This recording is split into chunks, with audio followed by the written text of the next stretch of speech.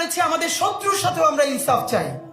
যে ছাত্রলীগ সরাসরি গণহত্যা করে নাই, গুম করে নাই, হত্যা করে নাই, ধর্ষণ করে নাই, তার বিরুদ্ধেও মিথ্যা মামলা দেওয়া যাবে না, এটা আমরা হাজারবার বলেছি।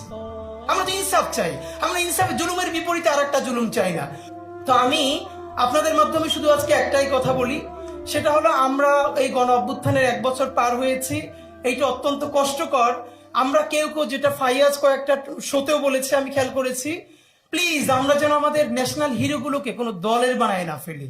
এখন এখানে একটা সমস্যা হলো, কেউ যদি কোনো দলের প্রতি সিম্প্যাথেটিক হয়, আমি ধরে নিলাম তর্কের সাথে, ধরেন আবরার কোনো এক সময় শিবিরের সমর্থক ছিল, এটা আর্গুমেন্টের জন্য ধরে নিচ্ছি, এর মানে কি তাহলে এই পরিচয়ের কারণে আবরারকে হত্যা করলে তার পক্ষে আর দাঁড়ানো যাবে না?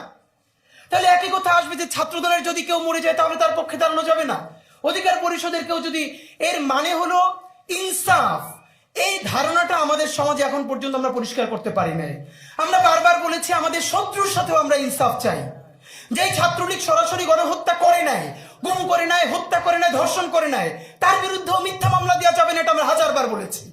আমরা তো ইনসাফ চাই, আমরা ইনসাফের জুলুমের বিপরীতে আর একটা জুলুম চাই না।